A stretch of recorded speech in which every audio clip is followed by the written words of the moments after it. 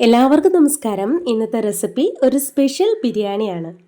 ബിരിയാണിയിൽ തന്നെ ഒരുപാട് വെറൈറ്റി, പല പേരുകളിൽ, പല നാടുകളിൽ, പല രുചിയിലുണ്ട്. ഇന്നത്തെ നമ്മുടെ റെസിപ്പി ഒരു സ്പെഷ്യൽ ബീഫ് ബിരിയാണിയാണ്. ആദ്യം തന്നെ കുറച്ച് കാര്യങ്ങൾ ചെയ്തു വെക്കാം. ഇങ്ങനെ ചെയ്തു വെക്കുമ്പോൾ നമുക്ക് പെട്ടെന്ന് തന്നെ ബിരിയാണി റെഡിയാക്കാൻ പറ്റും. ആദ്യം നമുക്ക് അരി കഴുകി വെക്കാം. 2 കപ്പ് അരിയാണ് എടുത്തിരിക്കുന്നത്. ജീരകശാല റൈസ്, കൈമ റൈസ്, ഇതിലേതായാലും മതി. ഈ അരി നന്നായി കഴുകി വെള്ളമെല്ലാം പോകാൻ ഒരു സ്ട്രെയിനറിൽ വയ്ക്കാം.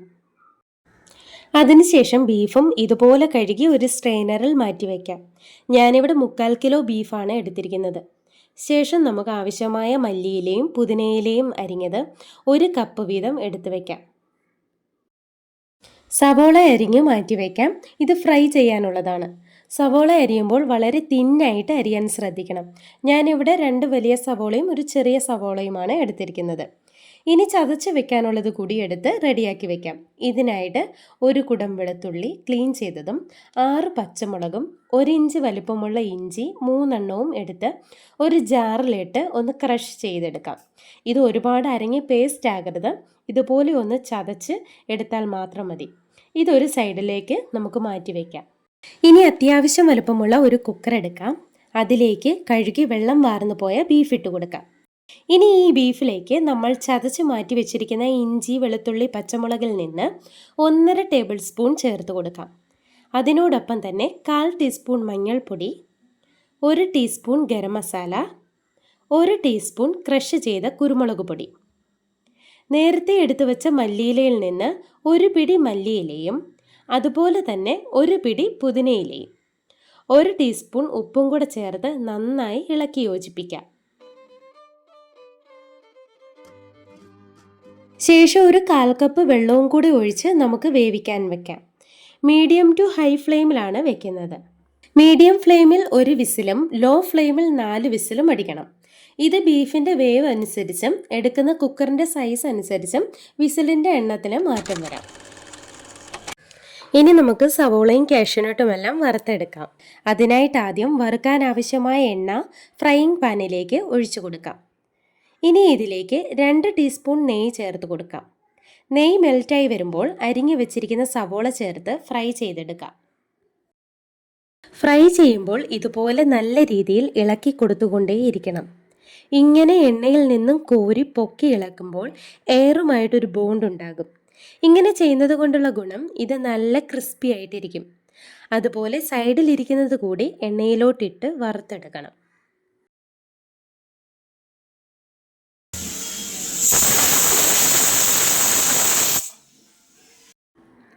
നമ്മുടെ ബീഫ് ഇപ്പോൾ 1 വിസിൽ അടിച്ചിട്ടുണ്ട്. ഇനി തീ കുറച്ച് ലോ ഫ്ലെയിമിൽ 4 വിസിൽ കൂടെ അടിച്ച് വേവിച്ചെടുക്കാം. ഇപ്പോൾ നമ്മുടെ സവോള വറുത്തത് റെഡി ആയിട്ടുണ്ട്. ഇത് എണ്ണയിൽ നിന്നും കോരിയെടുക്കാം. അതിനുശേഷം ഈ എണ്ണയിൽ തന്നെ കാഷ്യൂനട്ട് ഇട്ട് കൊടുക്കാം. ഗോൾഡൻ കളർ ആകുന്നിടം വരെ ഇളക്കി കൊടുക്കാം. ഗോൾഡൻ കളർ ആയിട്ടുണ്ട്. ഇനി നമുക്കിത് കോരിയെടുക്കാം. ഇനി ഉണക്കമുന്തിരി ഇട്ട് കൊടുക്കാം. ഇത് ജസ്റ്റ് ഒന്ന് വീർത്ത് വന്നാൽ മാത്രം മതി, കരിഞ്ഞു പോകരുത്. ഇങ്ങനെ ബോള് പോലെ ആകുമ്പോൾ തന്നെ തീ കുറച്ച് കൊടുക്കണം. അതിനുശേഷം കോരിയെടുക്കാം. അങ്ങനെ വറുത്തെടുക്കാനുള്ള കാഷ്യൂനട്ടും ഉണക്കമുന്തിരിയും സവോളയും എല്ലാം കഴിഞ്ഞിട്ടുണ്ട്. ഇനി ഈ സവോള ഇതുപോലെ ഇളക്കി ഒന്നോടൊന്ന് തൊടാതെ ഇടാം. ഒരുപാടിട്ട് ഇളക്കി പൊടിച്ച് കളയാതെ സാവധാനം ഇളക്കി അടർത്തിയിട്ട് കൊടുക്കാം. നമ്മുടെ ബീഫ് ഇവിടെ റെഡി ആയിട്ടുണ്ട്. അധികം വെള്ളമൊന്നുമില്ല. ഇനി കുറച്ച് വെള്ളം കൂടിപ്പോയാൽ തന്നെ ഫ്ലെയിം ഓൺ ചെയ്ത് തുറന്ന് വെച്ച് കുറച്ച് നേരം ഇളക്കി വേവിച്ച് വെള്ളം വറ്റിച്ചെടുക്കാം. ഇനി നമുക്ക് ബീഫിനുള്ള മസാല റെഡിയാക്കാം. അതിനായി ഒരു പാൻ വയ്ക്കാം. അതിലേക്ക് നമ്മൾ നേരത്തെ ഫ്രൈ ചെയ്ത എണ്ണയിൽ നിന്ന് 3 ടേബിൾ സ്പൂൺ ഒഴിച്ചു കൊടുക്കാം. ഇനി ഇതിലേക്ക് 3 സവോള അരിഞ്ഞത് ചേർത്ത് ഇളക്കി കൊടുക്കാം. സവോള ഒന്ന് വഴന്ന് വരണം. ഇനി 1/2 ടീസ്പൂൺ ഉപ്പ് കൂടി ചേർത്ത് കൊടുക്കാം. ഉപ്പ് ചേർത്ത് ഇളക്കി കൊടുക്കാം. സവോളയുടെ കളർ ഒന്ന് ചേഞ്ച് ആകുമ്പോൾ അതിലേക്ക് ഒരു മീഡിയം സൈസ് തക്കാളി അരിഞ്ഞത് കൂടി ചേർത്ത് ഇളക്കി 3 മിനിറ്റ് അടച്ചു വെച്ച് വേവിക്കാം. തക്കാളി ഒന്ന് വെന്ത് വരുമ്പോൾ ഇതുപോലെ ഇളക്കി ഉടച്ചു കൊടുക്കാം. ഇനി ഇതിലേക്ക് നേരത്തെ ചതച്ച് വെച്ചിരിക്കുന്ന ഇഞ്ചി, വെളുത്തുള്ളി, പച്ചമുളക്, ബാലൻസ് എല്ലാം ഇട്ട് കൊടുക്കാം. ഇതിൻ്റെ എല്ലാം പച്ചമണം മാറും വരെ ഇളക്കി കൊടുക്കാം. നമ്മുടെ സവോളയും തക്കാളിയും ഒക്കെ കുറച്ചുകൂടി സോഫ്റ്റായി വന്നിട്ടുണ്ട്. ഇനി ഇതിലേക്ക് നമുക്ക് പൊടികൾ ചേർത്ത് കൊടുക്കാം. അതിനായി 1 ടേബിൾ സ്പൂൺ ഗരം മസാലയും 1.5 ടീസ്പൂൺ കാശ്മീരി മുളക് പൊടിയും 1/2 ടീസ്പൂൺ മഞ്ഞൾപ്പൊടിയും 1/2 ടീസ്പൂൺ കുരുമുളക് പൊടിയും ചേർത്ത് ഇളക്കാം. കറിക്ക് ഒരു കളർ കിട്ടാൻ വേണ്ടിയാണ് കാശ്മീരി മുളക് പൊടി യൂസ് ചെയ്തിരിക്കുന്നത്. അതിന് താല്പര്യമില്ലാത്തവർക്ക് മുളക് പൊടി ചേർക്കുന്നത് സ്കിപ്പ് ചെയ്യാം. പകരം 1/2 ടീസ്പൂൺ കുരുമുളക് പൊടി കൂടി ആഡ് ചെയ്താൽ മതി. ശേഷം പൊടികളുടെ എല്ലാം പച്ചമണം മാറും വരെ ഇളക്കി കൊടുക്കാം. ഇനി നമുക്ക് ഇതിലേക്ക് 2 ടേബിൾ സ്പൂൺ നാരങ്ങാനീര് ചേർത്ത് നന്നായി ഇളക്കി യോജിപ്പിച്ച് കൊടുക്കാം. അതിനുശേഷം 1/4 കപ്പ് തൈര് ചേർത്ത് ഇളക്കി കൊടുക്കാം.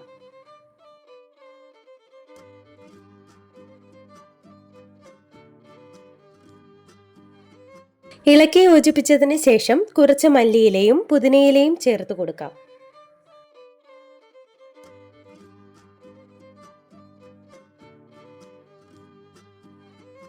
ഇതിൻ്റെ കൂടെ തന്നെ വറുത്ത് വെച്ചിരിക്കുന്ന സവോളയിൽ നിന്ന് ഒരു പിടി ചേർത്ത് കൊടുത്ത് നന്നായി ഇളക്കി യോജിപ്പിക്കാം.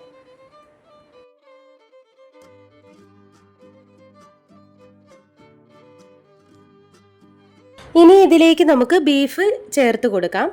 ബീഫ് ചേർത്തതിന് ശേഷം നന്നായി ഇളക്കി യോജിപ്പിക്കാം.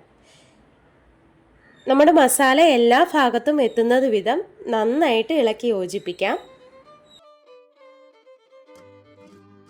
നന്നായി ഇളക്കി കൊടുത്തതിന് ശേഷം നമുക്കൊരു 8 തൊട്ട് 10 മിനിറ്റ് വരെ അടച്ചു വെച്ച് വേവിക്കാം. ഇപ്പോൾ ഏകദേശം ഒരു 10 മിനിറ്റ് കഴിഞ്ഞിട്ടുണ്ട്. നമുക്ക് അടപ്പ് തുറന്ന് നോക്കാം. ഇപ്പോൾ എണ്ണയെല്ലാം തെളിഞ്ഞ് മസാല ഇറച്ചിയിൽ പിടിച്ച് നല്ല തിക്കായിട്ടുണ്ട്. നമ്മുടെ ബീഫ് ഇവിടെ റെഡി ആയിട്ടുണ്ട്. ഫ്ലെയിം ഓഫ് ചെയ്ത് മാറ്റി വയ്ക്കാം. ഇനി നമുക്ക് റൈസ് റെഡിയാക്കാം. അതിനായിട്ട് ഒരു കുക്കർ അല്ലെങ്കിൽ അടികട്ടിയുള്ള പാത്രം വെച്ച് കൊടുക്കാം. ഇനി ഇതിലേക്ക് നമ്മുടെ സവോളയും കാഷ്യൂവും വറുത്ത എണ്ണയില്ലേ, ആ എണ്ണ 2 ടേബിൾ സ്പൂൺ ഒഴിച്ചു കൊടുക്കാം. ഇനി ഈ എണ്ണയിലേക്ക് 4 കറുവാപ്പട്ടയും 4 ഗ്രാമ്പൂ 3 ഏലക്കായും, ഞാനിവിടെ ഏലക്കയുടെ കുരുവാണ് ഇടുന്നത്, അതിനോടൊപ്പം ഒരു ബേ ലീഫ് കീറിയതും ഇട്ട് കൊടുക്കാം. ഇനി ഇതിലേക്ക് നമ്മൾ നേരത്തെ തന്നെ അരി കഴുകി വെള്ളം വാർന്നു പോകാൻ വെച്ചിട്ടുണ്ടായിരുന്നല്ലോ, ആ അരി നമുക്കിതിലേക്ക് ഇട്ട് കൊടുക്കാം. ശേഷം നന്നായി ഇളക്കി യോജിപ്പിക്കാം. ചെറുതായി അരി വറുത്തിട്ടാണ് ഈ ബിരിയാണി റെസിപ്പി ചെയ്യുന്നത്. ഇതിനോടൊപ്പം തന്നെ 3 കപ്പ് വെള്ളം തിളപ്പിക്കാൻ വെക്കാം. ബിരിയാണി റൈസ് അളന്നെടുത്ത അതേ പാത്രത്തിലാകണം വെള്ളവും അളന്നെടുക്കുവാൻ. 1 കപ്പ് റൈസിന് 1.5 കപ്പ് വെള്ളമാണ് എടുക്കുന്നത്. റൈസിൻ്റെ ബ്രാൻഡ് അനുസരിച്ച് വെള്ളത്തിൻ്റെ അളവിനും വ്യത്യാസം വരാം. ബിരിയാണി റൈസ് ഇതുപോലെ വറുത്തെടുത്ത് ബിരിയാണി ഉണ്ടാക്കുവാൻ ഒരു പ്രത്യേക സ്വാദാണ്. ഈ റൈസ് ഒന്നോടൊന്ന് തൊടാതെ നന്നായി ഇരിക്കണം. റൈസ് വറുത്തെടുക്കുന്ന സമയത്ത് ഫ്ലെയിം മീഡിയം ടു ഹൈ ഫ്ലെയിമിലായിരിക്കണം. നമ്മുടെ റൈസ് ഇപ്പോൾ വറുത്ത് റെഡി ആയിട്ടുണ്ട്.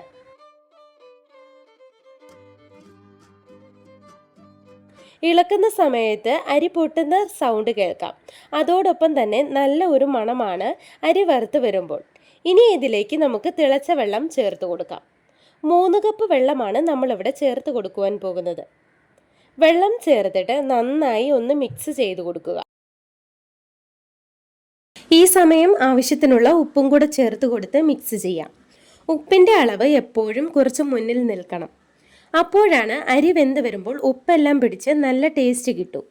ആദ്യം തന്നെ ഉപ്പ് പാകത്തിനാണ് ഇടുന്നതെങ്കിൽ അരി വെന്ത് വരുമ്പോൾ റൈസിന് ഉപ്പ് കുറവായിരിക്കും.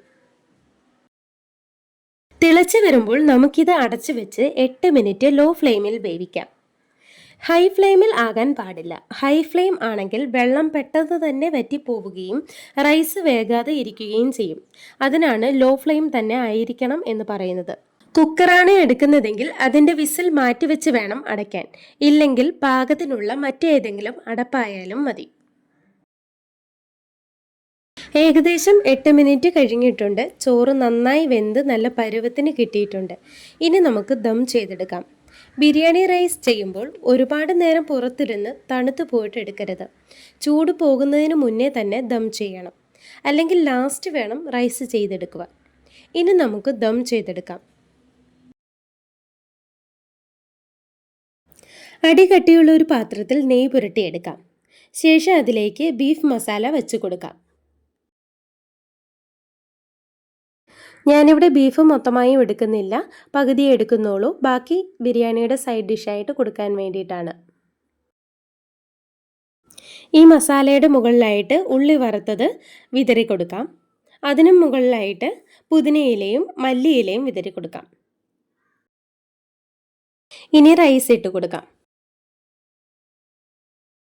റൈസിന് മുകളിലായിട്ട് വീണ്ടും മല്ലിയിലയും പുതിനയിലയും സവോള വറുത്തതും വിതറി കൊടുക്കാം. അതോടൊപ്പം തന്നെ 1 ടേബിൾ സ്പൂൺ നാരങ്ങാനീരും ഒഴിച്ചു കൊടുത്ത് 2 ടീസ്പൂൺ നെയ്യും കാഷ്യൂനട്ടും മുന്തിരിയും കൂടി ചേർത്ത് അടച്ചു വെച്ച് ദം ചെയ്യാം. ഈ അടപ്പ് ഇതിന് ഫിറ്റാണ്. ഈ കാണുന്ന ഹോള് ഞാനൊരു വലിപ്പമുള്ള ഗ്രാമ്പു വെച്ചാണ് അടയ്ക്കുന്നത്. നിങ്ങൾക്ക് ഫോയിൽ പേപ്പർ വെച്ചോ മൈദ ഒട്ടിച്ച് കവർ ചെയ്തോ ദം ചെയ്തെടുക്കാം. ഏകദേശം ഒരു 10 മിനിറ്റ് ലോ ഫ്ലെയിമിൽ വെച്ച് ദം ചെയ്തെടുക്കാം. കട്ടിയില്ലാത്ത പാത്രമാണെങ്കിൽ അടിയിൽ മറ്റൊരു പാനോ അല്ലെങ്കിൽ ദോശ തവയോ വെച്ച് കൊടുക്കാം. ഏകദേശം 10 മിനിറ്റ് ആയിട്ടുണ്ട്. പാത്രം തുറന്ന് നോക്കാം. നമ്മുടെ ബിരിയാണിയുടെ നല്ല മണമാണ്. അങ്ങനെ നമ്മുടെ സ്പെഷ്യൽ ബീഫ് ബിരിയാണി ഇവിടെ റെഡി ആയിട്ടുണ്ട്. ഒട്ടും തന്നെ മണം പോകാതെ ചൂടോടെ തന്നെ നമുക്ക് സെർവ് ചെയ്യാം. നമ്മുടെ ഈ സ്പെഷ്യൽ ബിരിയാണി റെസിപ്പി നിങ്ങൾക്ക് ഇഷ്ടമാവുകയാണെങ്കിൽ തീർച്ചയായും മറ്റുള്ളവരിലേക്ക് ഷെയർ ചെയ്തെത്തിക്കുക, ലൈക്ക് ചെയ്യുക. തുടർന്നുള്ള എൻ്റെ വീഡിയോസ് നിങ്ങളിലേക്ക് എത്തുവാൻ സബ്സ്ക്രൈബ് ചെയ്ത് ബെല്ലൈക്കണിൽ ഓൾ എന്ന് പ്രസ് ചെയ്യുക. നമ്മുടെ ചാനലിലെ മറ്റുള്ള റെസിപ്പീസ് കൂടെ കണ്ട് നിങ്ങളുടെ വിലയേറിയ അഭിപ്രായം കമൻറ്റിലൂടെ അറിയിക്കുക. പോകല്ലേ ഈ സെർവ് ചെയ്യുന്ന ഒരു വിധം പറഞ്ഞു തരട്ടെ. ആദ്യം കുറച്ച് റൈസ് മാറ്റിവെച്ചതിന് ശേഷം ബാക്കി റൈസും ബീഫും കൂടെ ചെറുതായി ഒന്ന് മിക്സ് ചെയ്യാം. അതിനുശേഷം സെർവ് ചെയ്ത പാത്രത്തിൽ അടിയിൽ ഈ ബീഫുമായി മിക്സ് ചെയ്ത ചോറും മുകളിലായിട്ട് മിക്സ് ആകാത്ത നോർമൽ ചോറുമായി സെർവ് ചെയ്യാം. മറ്റൊരു റെസിപ്പിയുമായി നമുക്ക് വീണ്ടും കാണാം. താങ്ക്